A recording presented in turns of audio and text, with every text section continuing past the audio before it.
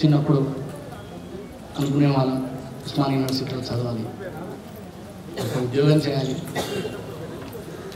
ఈ ప్రపంచంలోనే ఈ దేశంలోనే చాలా గొప్ప విశ్వవిద్యాలయం ఉస్మానియా యూనివర్సిటీలో ఒకసారి చదువుకుంటే, ఎందుకంటే చాలా చాలా గొప్ప గొప్ప నాయకులు అక్కడి నుంచి ఎదిగారు, ఈ దేశ శాస్త్రవేత్తలు అక్కడి నుంచి అయ్యారు. ఈ దేశంలో ఉన్నటువంటి అన్ని రకాల ఐఏఎస్ ఐపీఎస్ ఆఫీసర్ కూడా ఉస్మానియా యూనివర్సిటీ నుంచి వచ్చింది. కాబట్టి ఆ కళతో వచ్చాం. 2001 సంవత్సరంలో ఆర్ట్స్ కాలేజ్లో ఎంఏ పూర్తి చేసిన తర్వాత 2003లో ఉస్మానియా యూనివర్సిటీలో మళ్ళీ జియోగ్రఫీ పీజీ జాబులు లేవు. ఇలా రైతుల గురించి గొప్ప గొప్పలు మాట్లాడుతూ నిరుద్యోగుల గురించి డబ్బులు ఇస్తా అని చెప్తా ఉండవు. ఆయన 2 కన్నులు ఉండేది, అందరికంటే ఒకటే కన్ను ఉంటుంది. ఆయన 2 కన్నులు. ఆయన పేరేంటి? చంద్రబాబు. ఏం పేరు ఆయన పేరు? అందరికంటే ఒకటే కన్ను ఉంటుంది. ఆయన మాత్రం 2 కన్నులు ఉంటాయి. పుట్టుడు ఎవరైనా 2 కన్ను ఉంటారండి. నీలాంటి దుర్మార్గులకి అసలు కన్నే లేవని తెలంగాణ ప్రజలు విశ్వసిస్తున్న సమయంలో ప్రజల్ని కన్ఫ్యూజ్ చేసి ప్రజల ఉద్యమాలని ఈ రకంగా అవినీతి గురించి మాట్లాడుతూ చంద్రబాబు నాయుడుకు కరెక్ట్ కాదని నేను అనుకుంటున్నాను. ఎందుకంటే ఇవాళ ఇంత పెద్ద తెలంగాణ ఉద్యమం జరుగుతూ ఉంది. తెలంగాణ ప్రాంతంలో భూములు మొట్టమొదటిగా అన్వేషణ దొంగవు నువ్వే. ఈ తెలంగాణలో ఉన్నటువంటి పేద ప్రజలు ఇల్లు కాల్ చేయించినటువంటి నీచుడు నువ్వు. ఇవాళ నువ్వు అవినీతి వ్యతిరేకంగా మాట్లాడడం అంత కరెక్ట్ కాదని నా అభిప్రాయం. మేడం ఏమంటారు మీరు? కాబట్టి చంద్రబాబు నాయుడు గురించి ఎంత తక్కువ మాట్లాడుతుంత మంచిది.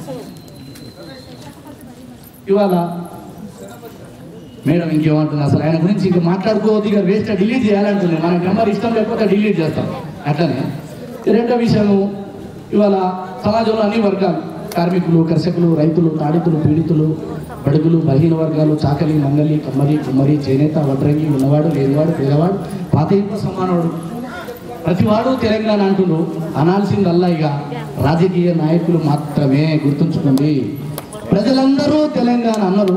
ప్రజలందరూ రోడ్ల మీదకి వచ్చి ఏం కర్మ అయ్యాలో దసరా దగ్గరికి వస్తుంది, పట్టించుకున్న వాళ్ళే బట్టలు ఏం పరిస్థితి ఇవ్వాలి, ఇవాళ ఉద్యోగాలు.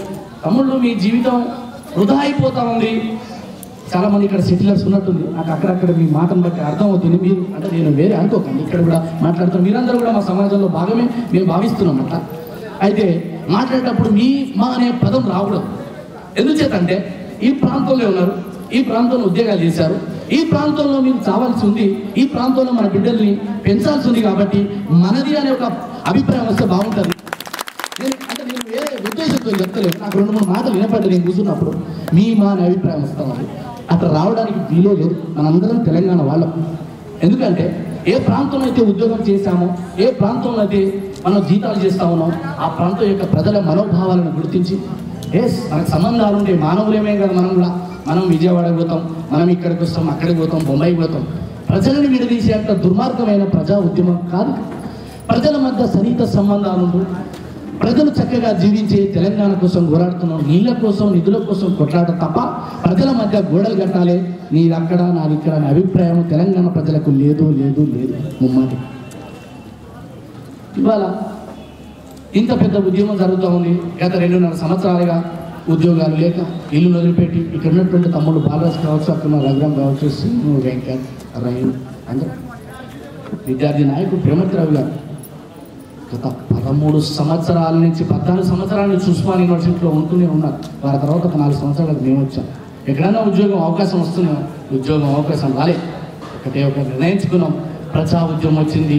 తెలంగాణ ఉద్యోగానికి మించింది మనక్కటి లేదు అని భావించి అన్ని త్యాగాలకు సిద్ధపడే మన ప్రేమతిరావు గారి నాయకత్వంలో, రాజారావు నాయకత్వంలో తెలంగాణ ఉద్యమానికి వీర సైనికులు లేక మీ అందరం కొట్లాడుతున్నాం. మా తల్లుల యొక్క ఆశీర్వాదం ఉంది.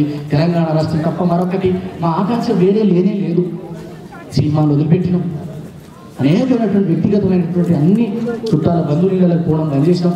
ఇక్కడ 100 కిలోమీటర్లు బాలరాజు, రఘు, నీది ఎన్ని కిలోమీటర్లు ఊరు? రఘు ఒక 70-80 కిలోమీటర్లు ఉంటాయి. సంవత్సరమే ఇంటికి ఒక అమ్మని చూడక ఆ మధ్య ఒకసారి పోదామని అనుకుంటే ఆ రోజు అదే కార్యక్రమం వచ్చింది. నేను ఇక్కడ వెనుక పడిపోతున్నావు, ఈ ఉద్యోగం లేకపోతే నేను ద్రోహిగా మిగిలిపోతున్నామో, అందరూ ఉద్యమం చేస్తుంటే ఈ ఉద్యమానికి మించినటువంటి ఉద్యోగం నాకు లేదని చెప్పేసి ఇక్కడ నా సోదరులంతా కూడా ఇంట్లో వదిలిపెట్టింది, ముందు వదిలిపెట్టింది. తెలంగాణ లక్ష్యంగా ఇవాళ పనిచేస్తున్న ఈ తరుణంలో మా యొక్క తల్లిదండ్రుల యొక్క ఆకాంక్షని మా యొక్క తల్లి ఏడుస్తుండొచ్చు కావచ్చు, కానీ 2.5 కోట్ల తల్లుల యొక్క బాధలు, కష్టాలు, సుఖాలు అన్నీ కూడా నెరవేర్తాయని చెప్పి ఆశించే ఇవాళ జైలుకి సిద్ధపడుతున్నాం, అన్నిటికీ సిద్ధపడుతున్నాం. కాబట్టి తెలంగాణ వచ్చి తీరుతుంది. మనం ఎప్పుడో ఒక 10 సంవత్సరాల నుంచి అటల్ బిహారీ వాజ్పేయి ఉన్నప్పుడు యుద్ధం వచ్చింది. ఎక్కడ యుద్ధం వచ్చిందంటే కార్గిల్లో. కానీ ఇప్పటివరకు కూడా కార్గిల్ ఎందుకు మర్చిపోలే? అదొక యుద్ధ భూమి, అదొక పోరాట యోధులకు నిలయమైనటువంటి ఆ సైన్యంలో ఉన్నటువంటి వీరులకు కార్గిల్ అనేది స్ఫూర్తినిచ్చింది. అదేవిధంగా ఏఎంఎస్ ఎన్సీసీ గేట్ కూడా రేపు తెలంగాణ చరిత్రలో నిలబడబోతుంది. తెలంగాణ చరిత్రలో ఎన్సీసీ గేట్ ద్వారా యుద్ధం వచ్చింది. చేతులు సైనిక శిబిరాల మీద మీరు వంట వార్పు పెట్టుడు కాదు, రాళ్ళు రప్పల కార్యక్రమం కూడా రేపటి నుంచి మీరు రాళ్ళు తీసుకొచ్చారు పెట్టాలి. బరాబర్ తీసుకుంటాం, ఇదే తీసుకుంటాం, వెనకంజ వేసేదే లేదు. ఎందుకంటే ఇవాళ తెలంగాణ సమాజానికి ఉన్న ఏకైక ఆయుధం రాళ్ళు రప్పలు గుత్తలు. మేము వెనుకంజ వేయం, మీరు ఎన్ని తెచ్చిపెట్టి అంత పోరాటానికి మేము సిద్ధమవుతామని చెప్పేసి ఇక్కడ మా అక్కలకు, మా సోదరి మనలకు, మా యొక్క అందరికీ, మా ఆడపడుచులకు తెలంగాణ సకల ఐదమ్మలను మేము కోరుకుంటున్నాం. తుపాకీలు తూటాలు, ఈ వంట వారు మనమే ఓడుకోవటం, మన పశువులు మనమే వద్దుగా యుద్ధానికి సిద్ధపడతాం. ఆ యుద్ధంలో వీర తిలకాలు దిద్దాల్సినటువంటి బాధ్యత మీది. ఏ దుర్మార్గ రాజకీయ నాయకులు ఇవాళ ఈ సమాజాన్ని వాడుకొని ఓట్లతో గెలిచి ప్రజలంతా ఉద్యమం చేస్తుంటే మాటలతోటి కాలయాపన చేస్తూ ఇదొచ్చే తెలంగాణ, నేను తొడగొచ్చే తెలంగాణ వస్తుంది అంటాడు ఆయన. అరే నువ్వు తెలంగాణ కొట్టబోయా, నువ్వు తొడగొట్టబోయా, తెలంగాణ తెచ్చిపోయా, మాకెందుకు ఈ పోరాటం? మా అక్కలంతా ఉద్యోగాలు ఎందుకు వదిలిపెట్టుకోవాలి? మా విద్యార్థులంతా చదువులు ఎందుకు వదిలిపెట్టుకోవాలి? ఎందుకు ఈ బాధ? ఇక నేను వేస్తానని సిరి కావాలంటాడు. 2 కాలేదు అంటలేదు వేరే. నువ్వు ఎప్పుడు వేస్తావు, ఎప్పుడు మనిషి అవుతావు? అయ్యా టీడీపీ కాంగ్రెస్ నాయకులారా, మీరు లేవండి, మనిషి కండి, తెలంగాణ ఉద్యమంలో సాగండి, ముందుకు సాగండి. తప్పకుండా తెలంగాణ వస్తుంది. ఈ రోజు కాకపోతే రేపు, తెలియదు. తెలంగాణ తథ్యం తథ్యం, తెలంగాణ రాకపోతే ప్రజా యుద్ధం తథ్యం. నేను ఎందుకు చెప్తున్నా అంటే, ఇంత పెద్ద పోరాటం చేసిన తర్వాత, ఇన్ని కార్యక్రమాలు చేసిన తర్వాత ప్రజాస్వామ్య దేశంలో తెలంగాణ ఇవ్వకపోవడం అనేది ఇంత మించినటువంటి అప్రజాస్వామికమైనటువంటి కార్యక్రమం మనకు ఉండదు. కాబట్టి ఈ ప్రజల్లో ఉన్నటువంటి ఈ ప్రజాస్వామిక ఆకాంక్షని నిండు పార్లమెంట్లో మన్మోహన్ సింగ్ గారు, సోనియా గాంధీ గారు, చిదంబరం గారు, మీరు తప్పకుండా ఈ ప్రజల యొక్క పోరాటాన్ని గౌరవించి తెలంగాణ రాష్ట్రం ప్రకటించిన మర్యాదగా, లేకపోతే ప్రజాక్షేత్రంలో ఉప్పుపాత వేసి తన్నడానికి మా యొక్క తల్లిదండ్రులు సిద్ధంగా ఉన్నారు, మా అక్కలు సిద్ధంగా ఉన్నారు. వాళ్ళకు పోరాటంలో ముందుండి కొట్లాడటానికి మేము సిద్ధంగా ఉన్నాం. కాబట్టి చరిత్రలో ద్రోహులుగా మిగిలిపోవద్దు ఎవరైనా. ఇవాళ మీరు అందరూ ఎందుకు చేస్తున్నారు? ఒక పాట పాడుతుంటే ఏడుపు వస్తుంది, ఆమె ఏడుస్తుంది, నేను చూస్తున్నా, అర్థం. ఏ భావోద్వేగం ఎలా ఉంది? అయ్యో మా బిడ్డలు కష్టపడతారు, అక్కడ ఒక మేడం నేర్చింది, నేను చూస్తాను, అబ్జర్వేషన్ చేశాను, ఎవరో నాకు తెలియదు. అయ్యో ఆ బిడ్డలకి ఇంతగానం దెబ్బలు లాగుతున్నాయా, ఎన్ని కష్టాలని చెప్పేసి మీరు ఇంతగానం బాధపడాల్సినటువంటి అవసరం లేదు. అంటే ఆ లోపల ఉన్నటువంటి భావోద్వేగం కనుకొస్తుంది. మా తమ్ముళ్ళు బాధపడుతున్నారు, ఇంత దుర్మార్గులా ఈ ప్రభుత్వం అని చెప్పేసి మీరు ప్రభుత్వం మీద ఏమీ చేయలేక, ఏమీ అనలేక, ఎందుకంటే మీకు కూడా కొన్ని పరిధులు ఉంటాయి.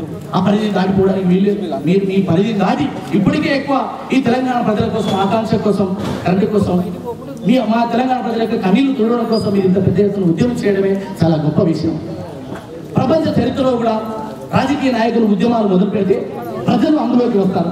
కానీ ఇవాళ తెలంగాణ సమాజం మొదలుపెట్టిన తర్వాత నెక్స్ట్ రాజకీయ నాయకులు మాయమ్మకి వస్తున్న సంగతి మీరందరూ కూడా రోజు చూడవలసినటువంటి అవసరం ఉంది. ఇవాళ పిడమర్తి రవి గారు ఇవాళ అన్ని త్యాగాలకు సిద్ధపడ్డారు. ఈ ప్రభుత్వం అనేక సార్లు ప్రతి క్షణం, ప్రతి నిమిషం ఫోన్లో మాట్లాడింది. అమ్మతో మాట్లాడినా, అయ్యతో మాట్లాడినా, తమ్ముతో మాట్లాడినా ప్రతి క్షణం ట్యాప్ చేస్తూనే ఉంది. ఇవాళ ఆయనకి ఏమవసరం అండి? ఆయన ఒక దళిత బిడ్డ. ఇలా చాలా మంది దళితులు ఉద్యమం చేస్తూ ఉన్నారు, చదువులు ఇంకా చెప్పరు. ఎస్, మా తెలంగాణ సమాజం కోసం పిహెచ్డి అయిపోతా ఉంది నవంబర్ తోటి. మళ్ళా పిహెచ్డి చేస్తాం కొడుకులారా, మా తెలంగాణ వచ్చిందాక ఈ రాళ్ళు పట్టుకొని మీ మీద దాడి చేస్తారు కొడుకులారా చెప్పేసి ఎందుకండి ఈ ప్రభుత్వం ఎంత మూర్ఖంగా వ్యవహరిస్తా ఉంది? వాళ్ళు అనుకుంటారు చేసి చేసి మీరే అలసిపోతారని చెప్పేసి. మేము అంటున్నాం, ఏఎంఎస్ దగ్గర మీ బాంబులు అలసిపోతే తప్ప ఈ ఏఎంఎస్ నుంచి రాళ్ళ కుప్పలు అవతలు పడితే మీరు 1 కిలోమీటర్ల దాకా ఆ రోజు కోసమే మేమందరం కూడా ప్రయత్నాలు చేస్తాం. గమ్యాన్ని ముద్దాడే వరకు, తెలంగాణ రాష్ట్రం వచ్చేంత వరకు, ఏదైతే తెలంగాణ ప్రజల యుద్ధ భూమి ఏం చూసిందో మీ ఆశీర్వాదంతో ముందుకు పోతాం. తెలంగాణ రాష్ట్రం కోసం ఎన్నిసార్లు అయినా జైలుపోతాం, ఎన్ని కొట్లాటలైనా చేస్తాం. అంతిమంగా తెలంగాణ రాష్ట్ర జెండాలు చేత పట్టుకుని ఎంతో కోసం తప్ప 6 నెలలు జైలు ఉండడానికి విద్యార్థి నాయకులు సిద్ధంగా ఉన్నారు తప్ప వెనుకంజ వ్యయం మీ మనస్ఫూర్తిగా త్యాగాలు చేసినటువంటి సిరిపురం యాదయ్య కళ్ళ ముందలే కాలిపోయింది. ఆ రోజు నా చేతి దెబ్బ తమ్ముడు కంచితో కట్టి ఆ తర్వాత ఆవేదనకు గురై వెనుకకు పోయి గిరుసులు కూసుకొని అంటుపెట్టుకున్నాను. నేను పూర్తిగా ఆత్మహత్యలకు వ్యతిరేకి. కానీ నేనేమంటున్నానంటే ఇవాళ ఈ విద్యార్థులు చనిపోవడానికి కారణం ప్రేరేపించింది తోటలుగా రాజకీయ నాయకులే. రాజకీయ నాయకుల్లో కాంగ్రెస్ పార్టీ, టీడీపీ పార్టీ ప్రధాన దోచి అందులో పనిచేస్తున్న వాళ్ళని మేము పట్టట్లేదు. ఎంపీలు కావచ్చు, ఎమ్మెల్యేలు కావచ్చు, మేము చేస్తున్నారు చాలా మంది తెలంగాణ ఉంది. కానీ మీ పార్టీ తగిన మూల్యం చెల్లించుకుంటుంది. మా కారినటువంటి ఒక్కొక్క చుక్కకు రక్త వేలాది మంది యువ కిషోరాలని, యువ సైనికులను తయారు చేసేది ఈ రాష్ట్రం కొరకు. అంతిమంగా విద్యార్థి ఉద్యమం కొనసాగుతుంది. రాజకీయ నాయకులు జెండాలు కింద పడేసిన తెలంగాణ విద్యార్థి ఉద్యమ జెండా ముందుకు పోయి ఆ గమ్యం మీద జెండా పాతరేసి ఆ రోజు ఏఎంఎస్సి వద్ద సంబరాలు చేసుకునే రోజు తీసుకొస్తామని మనస్ఫూర్తిగా మీ అందరికీ ఈ సందర్భంగా మనవి చేస్తూ ఈ అవకాశం ఉన్నటువంటి అధ్యక్షుల వారికి, ఇచ్చినటువంటి అధ్యాపకులకు, వివిధ రకాల్లో పనిచేస్తున్నటువంటి అన్ని వర్గాల వారికి నేను మనస్ఫూర్తిగా ఈ సందర్భంగా తెలియజేస్తూ ఇంత పాట పాడమన్నది. అక్కడ నాకు పాటలు రావు, నేను మాటలు మాట్లాడతా, ఎంతసేపు అయినా మాట్లాడతా. కాబట్టి మీరేమనుకోవద్దు. అలా బాలరాజు అద్భుతమైనటువంటి పాటగాడు తమ్ముడు. ఎందుకంటే మీకు చాలా టీవీలలో చూడండి, బాలరాజు కానీ ఇంకా మిగతా కళాకారులు చాలా మంది అనుకోకుండానే కళాకారులు, అంటే మొదటి స్వతహా కళాకారులు ఈ ఆవేదన, దుఃఖం చూసి ఆ బాధని ఆ పాటల రూపంలో ప్రవేశపెట్టి తెలంగాణ ప్రజల యొక్క ఆకాంక్షలు ముందుకు తీసుకుపోవడంలో అనేక రకాలు కృషి చేసినటువంటి వారి త్యాగాలు ఊరికే పోవు. ఈ రోజు కాకపోతే రేపు ఎల్లుండి తెలంగాణ రాష్ట్రం తప్పకుండా ఈ ఎన్సీసీ గేట్ వద్దకి వస్తుంది. ఆ రోజు మున్ముందుందని నేను మనస్ఫూర్తిగా కోరుకుంటూ ఈ అవకాశం వచ్చిన నా తల్లులందరికీ తెలిసి వంచి నమస్కరిస్తున్నా. జై తెలంగాణ. కైలాష్ గారికి ధన్యవాదాలు. మీరు ఉద్యమం అలసిపోయి మానేస్తారేమో అని ఒక చిన్న భయాన్ని వ్యక్తం చేశారండి. మీరు ఎప్పుడైతే అలసిపోతారో మీ తరఫున ఉద్యమాన్ని అందుకోవడానికి ఆంధ్ర మహిళా సభ తరఫున మీ అందరం ఉన్నామని సభాముఖంగా మీకు హామీ ఇస్తున్నాము. ఇప్పుడు మా అధ్యాపకేతర సిబ్బందికి ప్రతినిధిగా వీరనారాయణ గారిని మాట్లాడమని కోరుతున్నాను.